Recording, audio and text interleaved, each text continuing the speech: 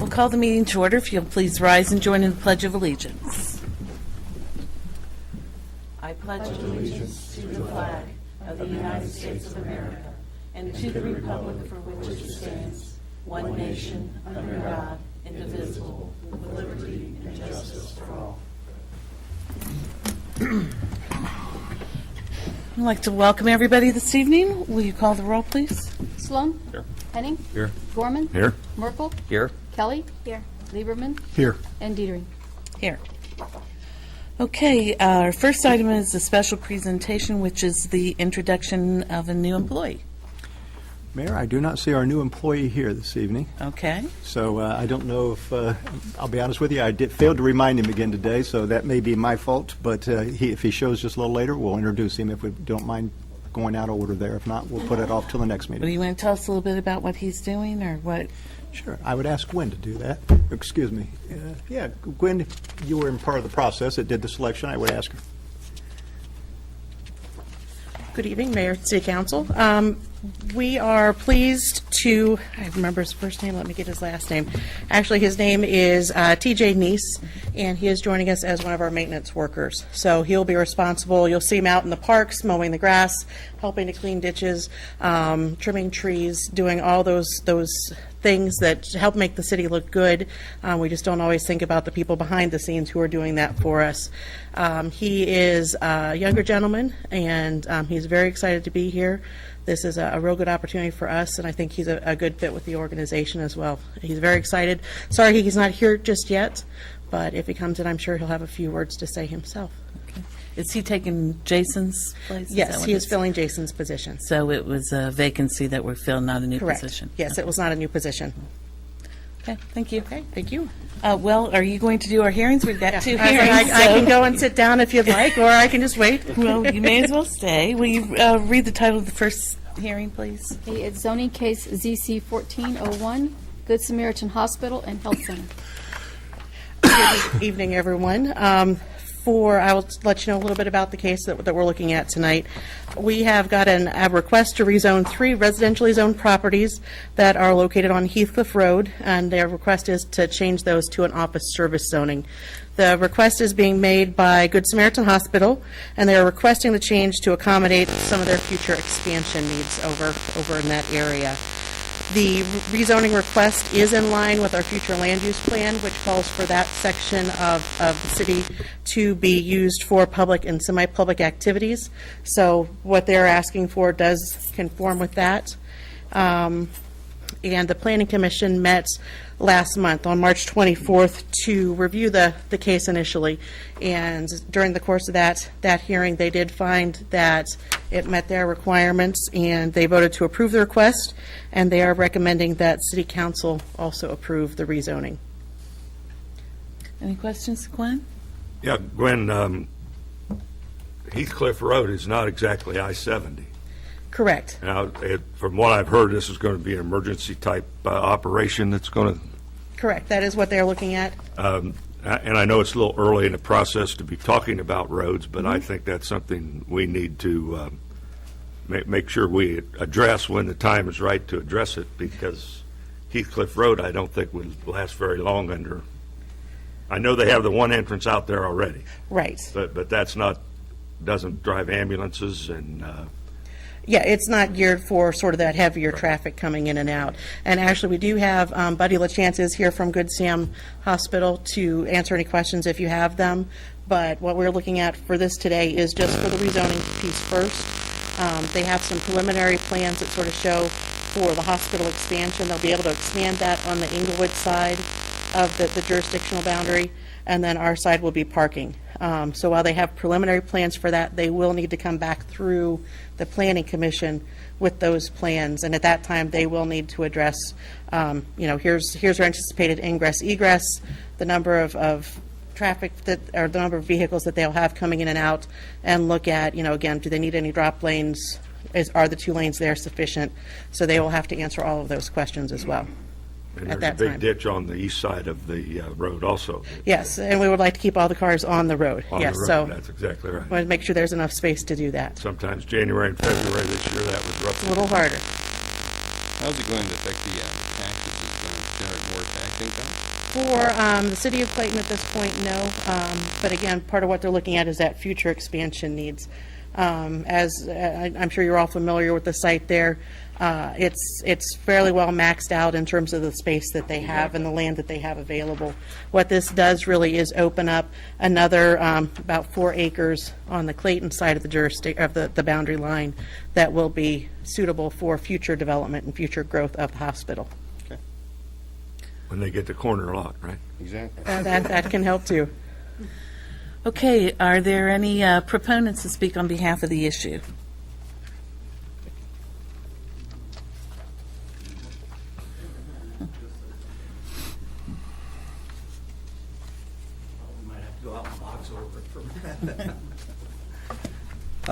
My name is Al Caswell.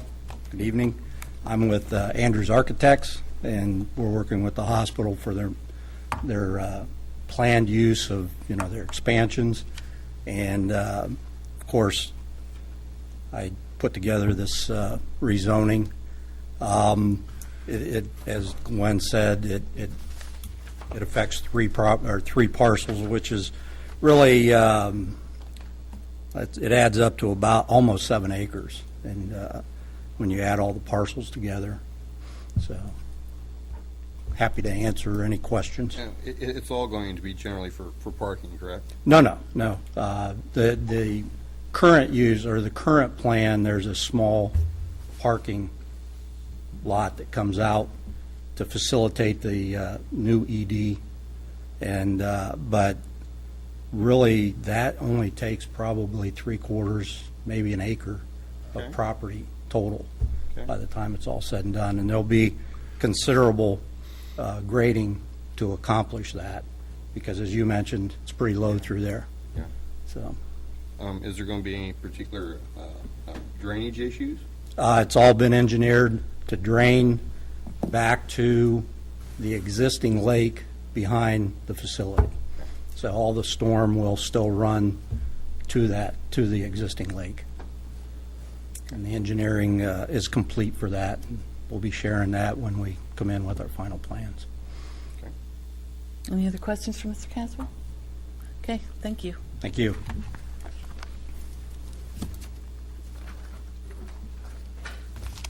Good evening, Mayor, council members, and city manager. I'm Buddy LaChance. I'm the Director of Real Estate for Premier Health Good Samaritan Hospital. Just here to voice our support for this project and let you know that we're excited to be making this project possible. Realizing a good portion of what we're doing today is in Englewood, but it's important that we get this zoning change inside Clayton, because it is related to the development happening in Englewood. It does, as Mr. Caswell said and Gwen said earlier, it does allow us to plan for the future, and we have a long range plan for the campus that does involve more development in Clayton. We're not sure what the timing of that is going to be, but this certainly sets the stage for that. I just want to thank City Manager and Gwen Everly for their support. They've worked with us closely in this process, and been very helpful, so we appreciate their help. Any questions for me? Thank you. Okay, thanks. Any opponents to speak? Any public comment? Okay, I think we've got the motion later on the agenda for this. We'll move to the second hearing. Will you read the title, please? Applications for placement of farmland in an agricultural district. The first one is parcel M60-03006-0017 and M60-03007-0029. Owners Donald and Dorothy Huber, trustees. Good evening. This is a public hearing for two separate properties, and both of the property owners are requesting to renew their agricultural district certification. Those recertifications are required to be submitted by the property owners every 5 years. So they have already received one, or multiple ones, and they're just looking to get that extended for another 5-year term. The purpose of getting an agricultural district certified for your property is that it does provide some protection for the property owners. They receive protection from nuisance lawsuits. They also receive a higher level of scrutiny if their properties are being considered for eminent domain purchases, and it also lets them defer special assessment projects if the city were going to come in and do a sidewalk project or a water or sewer project for them. So it does provide some protection with the intent to preserve and protect the farmland. It also saves It's them a there. great deal of tax money. It helps do Yes, that thank as you. well. You're correct. The properties that we're looking at tonight are more than 10 acres in size, and they have, as Greg's required, we have checked them out. They are being actively farmed at this point.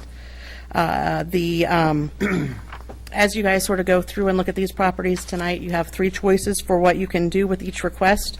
The first is to approve the application that's been submitted. Your second choice is to modify the application and approve the application as modified. And your third choice is to reject the application.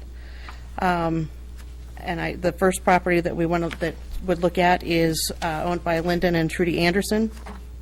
Or do you want to do them first? Is that? I read Donald and Dorothy Huber Okay, first. so we'll look at the Donald and Dorothy Huber parcel first. It's on Phillipsburg Union Road, and it is right across the street from Reinhardt Road. So where Reinhardt Road runs into Phillipsburg Union, these properties are on the south side of the street. Any questions? Do you know how long they've been actively farmed? A long time, but I Long don't time. have anything more Okay, specific all than right. that, yeah. So not a new farm? Correct, no. Okay, any proponents? Speak on behalf of the Hubers? Any opponents? Any public comment? Okay, will you move to the second one, please? It's parcels M60 03006 0004 and M60 030006 0085. Owners Lyndon and Trudy Anderson. This property, there are 2 parcels that add up to about 38 acres altogether. The property is on Haber Road, and it is between Phillipsburg Union and Sweet Potato on the western side of the road. The Christmas tree farm. Exactly, yeah. Any questions for Gwen? Any, Gwen, excuse me, are all those lots around there, is that Union or Englewood? Actually, for the one that we're looking at on Haber Road, those are surrounded by Clayton. For the one that we talked about earlier, the Huber property, there are, it is very close to, and I don't have a good color copy, but yeah, it is very close to some of the Union properties. And I believe on the south side, it butts up to some Union properties. So it is adjacent to Union, yes. And on the second one, you said it's Clayton? For the Donald and Dorothy Huber. No, on the second one. For the Anderson property, yeah, that's on Haber Road, and there is no, it's completely surrounded by Clayton. it's on Haber Road and completely. Correct. Where is this place I don't know. Where- now? I mean, I don't know. where we Phillipsburg got Union Road, we have a plat that probably has, from 101 to 140-something lots in it. I assume those yellow numbers are lot numbers. Is this the Iron Gate development in Union? Oh, okay, yeah, you're looking at the second one down, yes. Okay. That's I'm sorry, not I was Clayton. looking at the Anderson parcel, yeah. Well, the second one is the Anderson, right? The first one was Huber, wasn't it?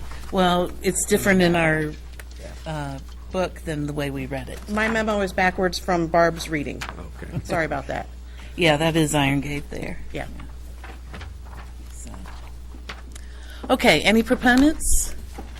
Any opponents? Any public comment? Okay, thank you. We'll move to the clerk's report. We're going to close the hearings and move to the clerk's report. Okay, first you have before you the council workshop minutes of April 3rd, 2014. I'll move for approval. Second. Motion by Mr. Gorman, second by Mr. Henning. Will you call the roll? Sloan? Yes. Henning? Yes. Gorman? Yes. Merkel? Yes. Kelly? Yes. Lieberman? Abstain. Dietering? Yes. Thank you. Okay, you also have before you the council meeting minutes of April 3rd, 2014. I'll move for approval. Second. Motion by Mr. Gorman, second by Mr. Sloan. Any discussion? All in will you call the roll, please? Sloan? Yes. Henning? Yes. Gorman? Yes. Merkel? Yes. Kelly? Yes. Lieberman? Abstain. Dietering? Yes. Okay, we'll move to new business.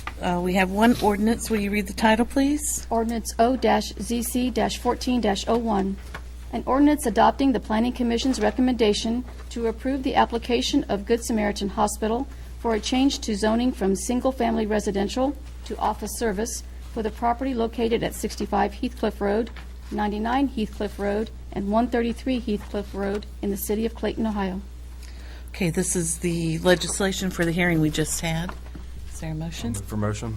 Second. Motion by Mr. Henning, second by Ms. Kelly. Any discussion? All in favor? Aye. Opposed? Okay, we have 7 resolutions. Will you read the title of the first resolution, please? Resolution R-04-14-28, a resolution to approve the renewal application of Lyndon and Trudy Anderson for placement of farmland in an agricultural district. Okay, this is the legislation we just had the hearing on. Is there a motion? So moved. Thank you. Second? Second. Motion by Mr. Merkel, second by Mr. Henning. Any discussion? All in favor? Aye. Opposed? Will you read the title to the second resolution, please? Resolution R-04-14-29, a resolution to approve the renewal application of Donald and Dorothy Huber, trustees, for placement of farmland in an agricultural district. I'll move for approval. Second. Motion by Mr. Gorman, second by Mr. Sloan. Any discussion? All in favor? Aye. Opposed? Will you read the title to the third resolution, please? Resolution R-04-14-30, a resolution to authorize the city manager to engage Clark, Schaefer, and Hackett and Company to audit the basic financial statements of the city for the year ending December 31st, 2013, and at a cost not to exceed $24,000. Mr. Schweitzer? Evening. It's time again for our annual audit of our comprehensive annual financial report. An audit's required by the state each year due to the size of the city. The audit does help us maintain the debt rating we get from Moody's to help us have lower interest rates for the debt. So asking you, the cost is $24,000 not to exceed. I don't ever see them coming in under that. They usually come in right at $24,000. So. Kevin, didn't we just approve an audit by the secretary or the auditor of state or someone? Who'd you used to work for? I worked for the auditor of state. Okay. There How are many local- audits do we need? What you voted on before was local government services. They come in and compile the financial statements, and then we have to have an independent audit come in and make sure that there's no misstatements, everything's materially correct, and that's what this is for. Seems like quite a racket. It seems like quite a bit of money, too, since you get those awards every year. We're counting money. Yeah, it's Those plaques are getting more expensive every year, I think. it is time consuming to compile those because we operate on a cash basis, which is just revenue expenses. What the local government services do, they come in and create our assets and liabilities, so the payables, receivables, all the fixed assets such as that. So there is some time and then also the new reporting procedures that are put out for municipalities, what they have to have in their notes to financial statements and statistical sections. So there's a little more than me and Terry can do ourselves. So. Something we have to do, so I'll move for approval. I'll second. Motion by Mr. Gorman, second by Mr. Sloan. Any discussion? All in favor? Aye. Opposed? Okay, will you read the title to the fourth resolution, please? Resolution R-04-14-31, a resolution to authorize and approve certain proposed revisions to the city fee schedule. Mr. Switzer? Last time we looked at the fees in the city was around 2008. We went back to see if what we're charging is covering the expenses that we have. For majority of them on the zoning side, we're fine. We did, Brian Garver, Chief, looked at the fire side with the construction of the Caterpillar plant and now the construction of the Northmont High School, they're starting to get into a lot of inspections and services that they're spending more and more time on. So he kind of did a pool of the adjacent municipalities, see what kind of fees they charge for the services that we're doing, and that's why we're proposing for the inspections for like sprinkler systems, hood systems, water line testings, just to, since we're starting to see this come up, plan for the future and cover, when we have to send people out a couple times to do those inspections. On the service side, for right-of-ways, currently it's $25. What we're asking is just that fee be charged for the approach, sidewalk, curb, and gutters. Since we've introduced where we go out and inspect driveways now, I was talking with Jeff. He says that's a minimum of 2 visits for him to do driveway inspections as far as the forms are set up and how much gravel's in there and once it's poured. And so we are asking to increase that for just driveways to 35. And also he hasn't experienced a whole lot, but he said there are some where he'll go out, they schedule time to meet, and they're not ready. They don't have the cement trucks there. You can't see the cement tickets to see if it's the right makeup of the cement. So he's going back out numerous times. So we're putting in a reinspection fee of $50, which also is common with the other municipalities around here. Just, he's taking time out of his day and away from what we have other duties for him to do, and you're not planning properly, so we would like to institute that charge. The last item I have on here is the admin fee that we charge for billing for the trash. Currently, it's just a set amount that we just keep adding on.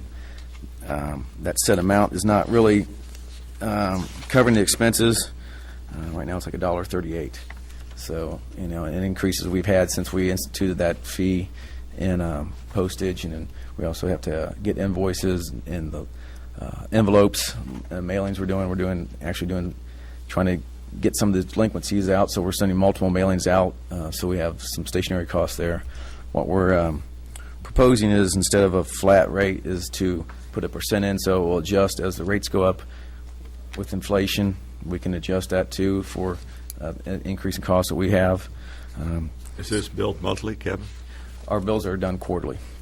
Well, that's what I meant, yeah. Yeah. So currently, it's the rate we have is it's about 3.3%. What we're suggesting is we institute a 3% this year, and then have 2% next year for a total of 5%. You'll see it on your bill, and that way it will help offset the expenses that we have since we're doing the billing ourselves.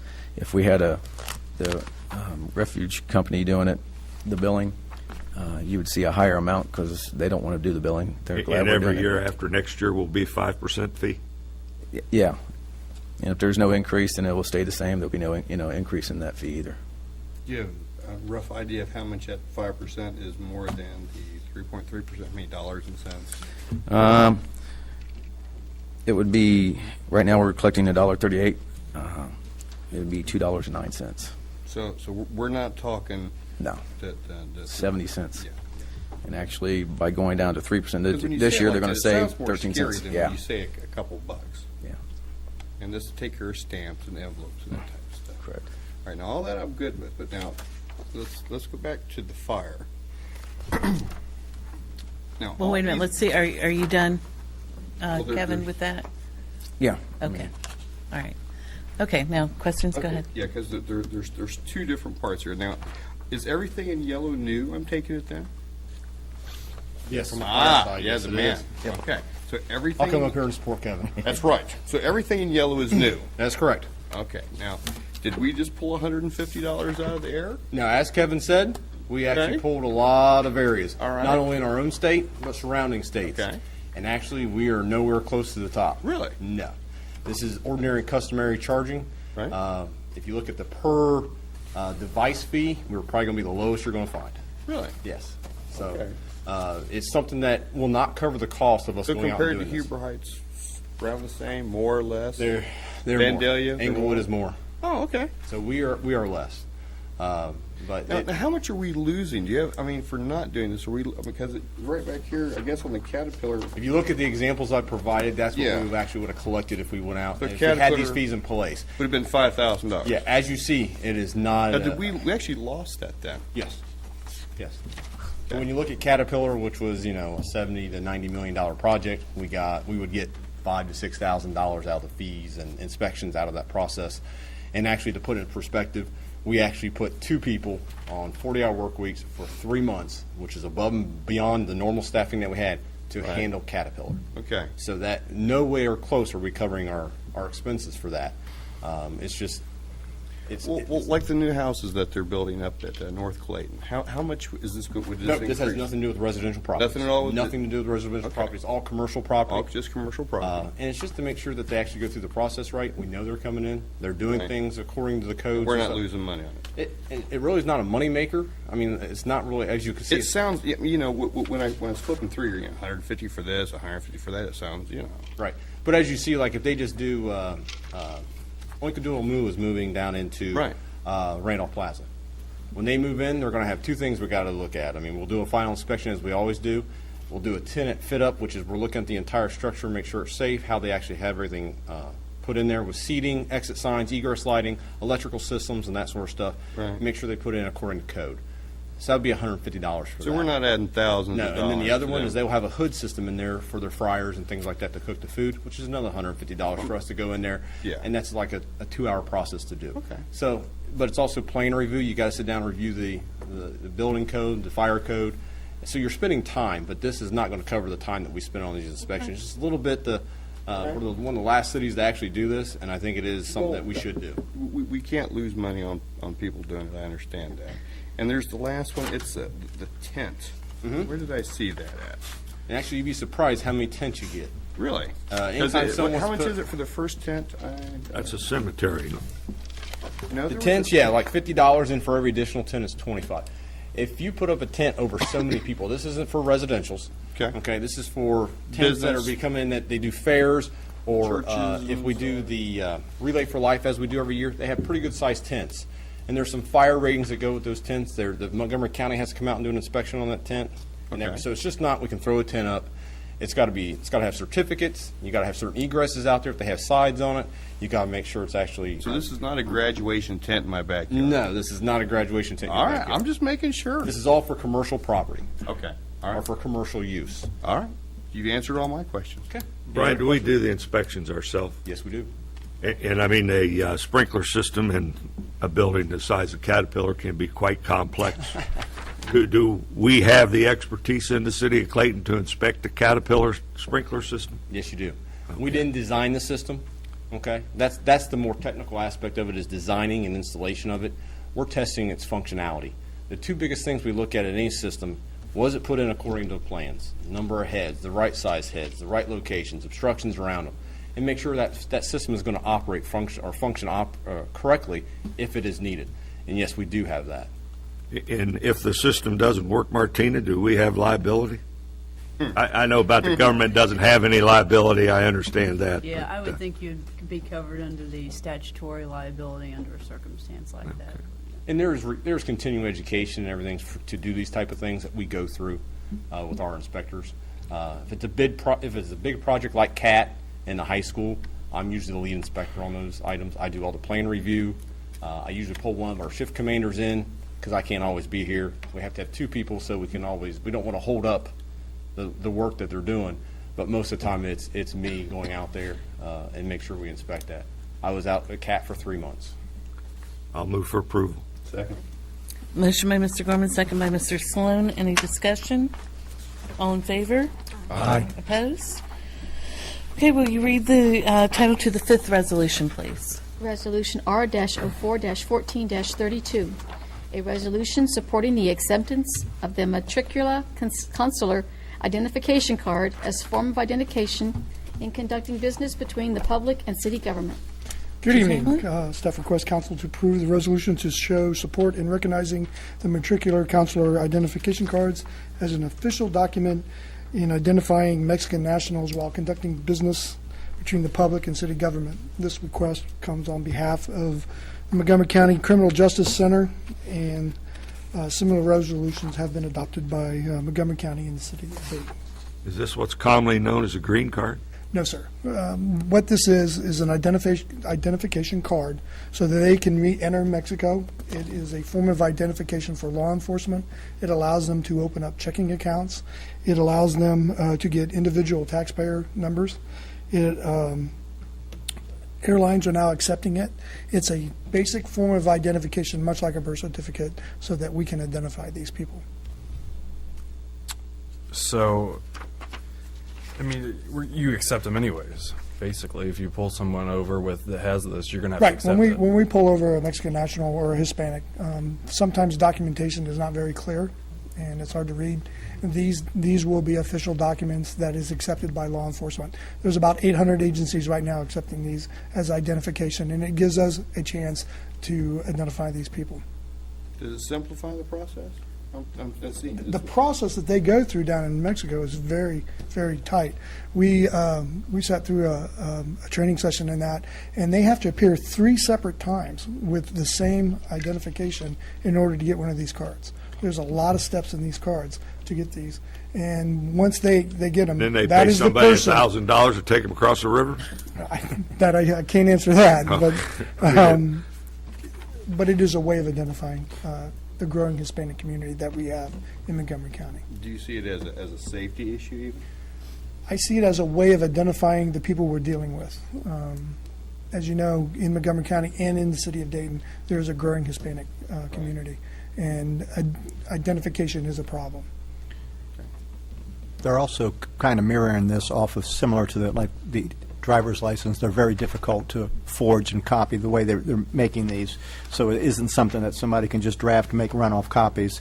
And it will be a benefit to law enforcement. It'll be a benefit to anybody in the retail side if they want to do business. So I think it's all they're asking. They would not require this. The Criminal Justice Council is approaching every different venue in Montgomery County, asking them to pass a resolution saying, yes, in fact, they will identify those. There have been problems in the past where they take the ID and they've gone to a license bureau and they won't accept them, and yet they should, because it's the appropriate ID, and it just takes no one knows what to do about it. So this is where we're trying to get to. And these are issued by the Mexican government. Yes, and we've supplied a sample with you, and it looks very much like a driver's license. It has all the holograms on it and everything. They did a presentation at a mayors and managers meeting about this about 5 or 6 years ago, and at the time they were really, the local communities were really hesitant. Everybody's on board with this now? Or? Yes. Okay. Do they still have to go to Indianapolis to get these? I can't answer that. I don't know, ma'am. I mean, like you said, it doesn't entitle an individual to really anything. It's just a means of identifying someone. Yes, it doesn't allow them to obtain Social Security numbers. It's not an amnesty card. It doesn't prevent arrest. It doesn't, or deportation. It doesn't give them access to welfare programs, Medicaid, Medicare. But it is an official document for us to use for identification. And you're just asking us to support it. We're not Yes. really even doing. Yes, Yeah, there's no impact to funding there's or no anything. impact so- for us, nothing. How many cities around us have already passed? Kettering, Dayton, and Montgomery County. Do you know if it's in front of all the others? I mean, Yes, like the city manager said, the Montgomery County Criminal Justice Center is going to every agency and asking their support for this. Anything else? Is there a motion? So moved. Second. Motion by Mr. Lieberman, second by Mr. Merkel. Any discussion? All in favor? Aye. Opposed? Will you read the title to the sixth resolution, please? Resolution R-04-14-33, a resolution to authorize the city manager to exercise contractual option and enter into a contract with John R. Jurgensen Company for 2014 street resurfacing at a cost not to exceed $513,000, $1. Mr. Rose? Mayor and council members, this was actually negotiated last year as an option in the 2013 street budget, and the company the Jurgensen Company was actually awarded the contract last year, and it was an option for this year. The option for this year was an addition to that. However, I can tell you, we also have met with the owner of the company, and what they were doing was last year was trying to project how much increase everything was going to be, and saying basically they would provide the same amount of service, the same amount of square yards of road that they did last year for this amount of money. In looking at it and discussing it, it has also come up with the fact that we will actually be able to get even a little more for our money for this amount than we did last year. So we're going to be doing a little better we're not doing any better. We're not spending much additional in funds. We have a lot more repairs this year is going to happen from the roads and each road is a little different. I mean, there's a fee for how many manholes you have to go through and when they grind out, and how much they have to go back and pass. If there's a water access in the road, there's a cost for that. So this isn't a type of cost that you can say, well, for every half-mile road, it costs this amount of money. Each road is a little bit different. This is for the mill and fill. Plus, we can also do for this is what we hope to do is by extending this amount, increasing this amount from what was originally budgeted in the 2014 budget, is to address a few more issues and problems that we've had from the roads coming up. And we also hope to be able to take some of that additional funds in here and address what we crack seal and to do some preventive maintenance that we talked about some in the workshop. So it is additional funding. The contract, it does keep us from needing to go out and rebid the contract. However, we do believe, we feel that we're in very good shape, and it's a benefit to the city to extend this. Which road gets to $1? You know, I asked that question as if that was the sign of somebody, because last year's contract also included $1. If there was a point, or in the next year's contract, because it was also covered 2014 and 2015, and somebody came up with that $1. So I'm not sure where that comes in. That's probably negotiable if we really had to. But we also talked about this as a not to exceed. So we will stay within our budget. And they are very good to work with as far as if we have areas that we didn't necessarily address when we laid out the program. We found a 30-foot spot that in the road that was bad. They will come and grind that out and patch it and move on. They've been very good to work with. So, is there any well, I have a couple. Is there any type of warranty this company offers for their work, or is that just kind of, that doesn't happen with? That doesn't happen in the road work because there's so many factors in there. I mean, if you could come and, if you had a really bad road and just because you threw some more blacktop on it doesn't mean it's not going to go bad the next year. We try to identify the roads that we think it's going to make the most difference in. But even then, I mean, we've had some that we thought were in perfect shape and they just don't hold well. And he also, the contractor, suggested some changes maybe in what we use for material-wise in certain roads and stuff. So we're going to be working with them to try to identify, maybe to see if we can do some preventive things to see how well that does in the next year, to see how, and then maybe adopt those in the future also. About how much extra work does get done with $185,000? Well, that's a good question. I can dig out the quotes as far as what it costs per yard for mill and fill, but like I said, it also depends on what it takes for how many manholes there are on that road and the other portions of it. In meeting with him, he said, obviously my costs have gone up for labor unions, and he said, but on the fortunate side of this is asphalt really did not increase that much this year. So it's hard to find exactly, but asphalt cost her, and we'd also compared that to what we were paying for some other local, other venues around us, and we're on the low side to matching. So, Rick, do we have a list of roads that we're going to do? Jeff is compiling that one right now. He's been driving the roads the last week and a half and we're trying to figure out which ones can we make the biggest difference in. As we talked a little bit in the workshop, we don't want to go through necessarily and take the roads that need total reconstruction right now if they're still passable and serviceable, because we want to be able to improve as many roads with a mill and fill program as we can. We do hope to use some of this additional to address some of the roads that have been in good shape and crack seal, some of the seams and stuff to keep them from getting worse next year. Well, now, we have the report on the roads. Are we using that, or are we just sending Jeff out to look for roads? No, the report gives us a kind of a guide to go by as far as which roads were rated when they drove the roads last year, which roads were rated as a 4, needing nothing, which ones were 3, suggesting crack fill. So we're going back and re-looking at those because I kind of broke them down in those areas so we could look at how many 4s and 3s we had. Do the 4s now need crack seal because of the winter?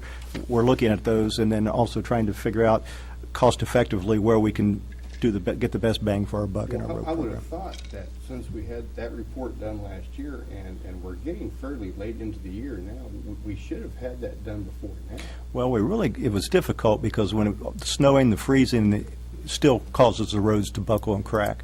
If you recall, it snowed this week. Yeah. Yeah. I would also, No, I think there was enough that's why we couldn't have it done any earlier. No, there was some, we could have. And it doesn't really matter. Oh, it does. Well, we got to get school out first before we do it. We normally look to have school out. I will tell you, we looked at, as far as the timing for doing roads, and quite frankly, it hasn't changed. If we do our roads later in the year, we haven't lost any money. The prices didn't go up. We've secured this price early this year already. This is for the same amount, like I said, and we'll be able to get a little more out of that because of the additional funding in here. They have to have the roads done, and there's within the contract that they're not going to start, I think it's till June 1st is the earliest they could start, and they have to, I think, till, and I've forgotten that, I think it's till end of September to get it accomplished. It's not going to cost us any additional funds because we didn't start them till June or July. That really has no funding issues, and it does make it much easier for us to wait till school's out before we start repairing roads for the school bus traffic, so. I'll move for approval. Motion by Mr. Gorman, second by Ms. Kelly. Any discussion? I mean, I think it's great that we're pumping some more money into this. It's very necessary. The capital improvements for the year, we're beginning with $377,000. We're ending with $315,000 for the year. So the account's still strong. Pumping a lot of money into it. It's good for the residents. All in favor? Aye. Opposed? Will you read the title to the seventh resolution, please? Resolution R-04-14-34, a resolution approving amendment of 2014 appropriations. Mr. Schweitzer? If you want to spend that money, I need to appropriate it. We'd actually, what we had at the end of 2013 versus what we had been budgeting with in 2012, when we do the 2013 budget, we do that in 2012, so it's about a year out, and we're guessing kind of what the ending balance will be. And we had an increase in revenue and/or didn't spend all of our appropriations for 13, so we ended the year with $189,000 additional in what we had budgeted for. So we can just utilize the fund balance for the $185,000 more needed for the road project. So we're asking to increase appropriations in the capital improvement projects fund by $185,000. Any questions? Is there a motion? So moved. Second. Motion by Mr. Merkel, second by Ms. Kelly. Any discussion? All in favor? Aye. Opposed? Okay, that brings us to the city manager's report. Well, next council meeting is Thursday, May 1st, and it's hard to believe it will be May. I can't wait till that gets here quick enough. We will have our first Sweep Clayton Clean event. It's scheduled for Saturday, May 10th. They're at Station 83 off of Wallery Lane. It's from 8 a.m. to 2 p.m. I'm sure we'll see quite a few council members. We usually do come down to volunteer. You'll see me there. We'll have dumpsters. This is for Clayton residents to bring yard debris, old furniture, just anything except basically hazardous material, tires, and electronics. We usually try to do the electronics at a different portion. There's the reason. So we do usually get some, but we also are able to hand those off to get those recycled. Paint is considered a hazardous material, right, Rick? Yes, sir. No paint. Right, you can have, if you had paint cans and they're empty, you can bring them in. If they're open and dried and empty, you can bring them in, but we can't take paint. Same way, if you have a refrigerator, it has to have the Freon pumped out of it, and it has to have a tag on it showing it has the Freon pumped out of it. Also, I mentioned at the last meeting that on effective June 3rd, Time Warner is scheduled to discontinue the operation of the public access channels. One of the things, though, Councilman Sloan and I are actually going to a community roundtable to have where they're going to have discussions about where it's just taking it for where's public TV and what's going, maybe we're looking at seeing if there's any other different options. However, I also always recommend to our citizens that we do publicize those on our web. You can view our council meetings right on our website if you get on the city's websites. This council meeting will be publicized Sunday, April 20th at 7 p.m. on Channel 5, and also Tuesday, April 22nd at 8 p.m. The only other thing I have to report tonight is a couple kind of public service announcements. The Hardscrabble Little League Parade, opening day for Hardscrabble Little League is April 26th, Saturday. It always starts with a kickoff of a parade. I understand this year they're working to have some of the Northmont band there to lead the parade, so that'll be kind of a nice thing.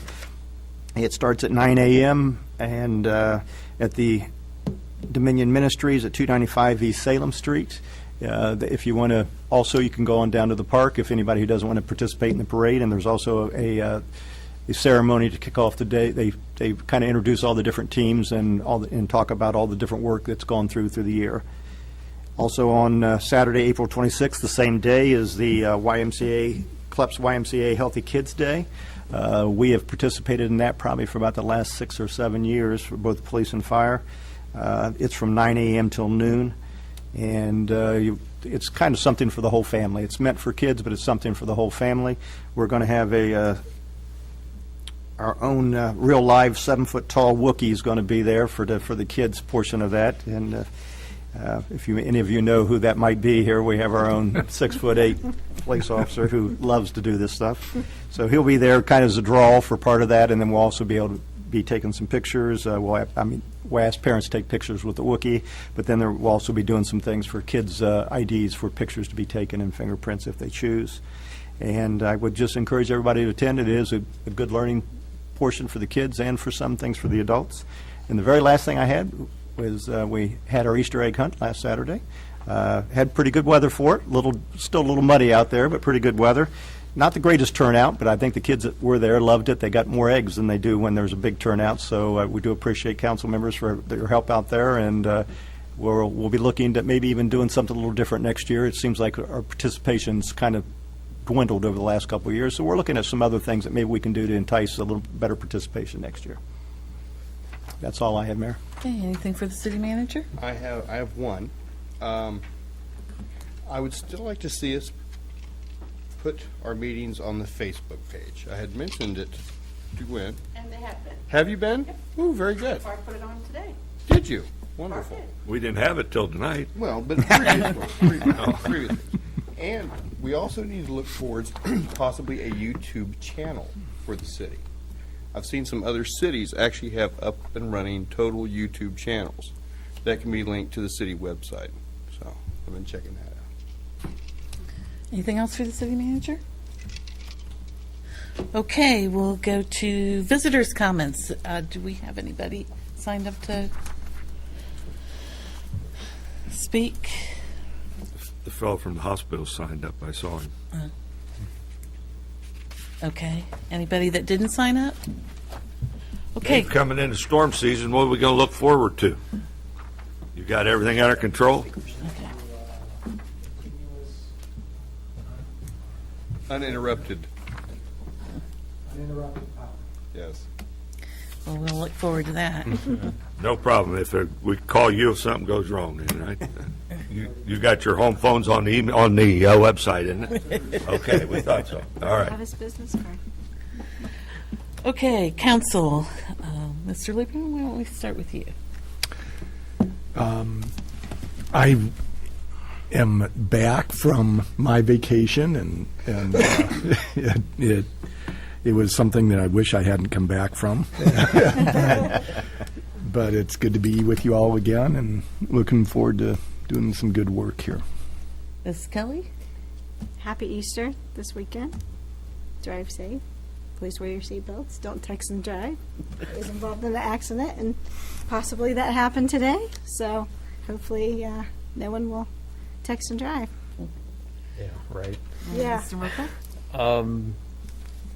No pass. Okay. Mr. Gorman? Yeah, I would like to thank Terry and the whole staff for the Easter egg hunt. I think they said they put out 2,000 Easter eggs The attendance was down a bit, but it doesn't take any less work to put out 2,000 Easter eggs if you got one kid or 1,000 kids. And as well as the Easter Bunny showed up and did a great job with the little children and had eggs for them too. And a lot of pictures were taken, and I think the staff did a great job. And I too would like to wish everyone a happy Easter. Mr. Henning? Yeah, it was a great turnout last Saturday, and thank you, Tim, for bringing us this brochure. It says City Platform for Children and Families from the National League of Cities. And I mean, at every council meeting, I think we're kind of stating what's going on here in Clayton to benefit families and their children. So I'd have to say we're doing a good job of keeping in track with this. So that's always a good thing. And have a great Easter and happy belated Passover. Okay, Mr. Sloan? Have a happy Easter, belated Passover, drive careful. It's springtime, be safe, start your garden. That's it. Okay, I would just like to thank staff for the Easter egg hunt. That was a nice event and a lot of work, and we appreciate it every year. And I even have a speaker that I can be heard on this year, so that's good. I wanted to let you all know that I have spoken with management partners about our retreat or workshop. They called it a workshop. I told them what we were looking for, and they have just completed. Actually, they did some of the training for the MCC, the Cable Council, a couple weeks ago, and they just completed a workshop in West Virginia on an evening. So I thought that maybe we could schedule ours for an off Thursday. What they would do is start the work. It takes about 60 days. They would start the work by circulating information and questionnaires and stuff to us beforehand so they can compile all that. And then on the evening, we could just meet and go over it all and move from there. So since it takes about 60 days, looking in June, our two off Thursdays are June, I had written it down, I think it's the 12th and the 26th. So if you'll check your calendars and see which one of those would work best. Looking at evening, same time. Well, we'd probably try to start maybe a little bit earlier if you can get here, Greg. I think it's hardest for you probably. Probably about 6 or something like that. And then, I think I have a problem on the 26th. okay, so everybody look at the 12th. 12th is good. 12th good for, okay. All right, well then he's going to get me have a written proposal to us next week, and of course we'll have to see what the charges are and make sure we've got it in the budget, but I think Rick, you had said that we've got some money for it. We've got money we can use for that in the budget. Okay, and then I'll ask them to look kind of gear for the 12th. So, I guess. Oh, I would. Let me see. I'd like to move that we have a short executive session to consider the appointment of a public official. Is there a I'll second? second the motion. The short part, I'm seconding. Motion by Joyce Dietering, second by Mr. Gorman. Will you call the roll? Sloan? Yes. Henning? Yes. Gorman? Yes. Merkel? Yes. Kelly? Yes. Dietering? Yes. And Lieberman? Yes. Okay, we're back in session. I'll move for adjournment. Second? Motion by Mr. Gorman, second by Mr. Merkel. All in favor? Opposed? Can we call that that's the Fighting over seconds.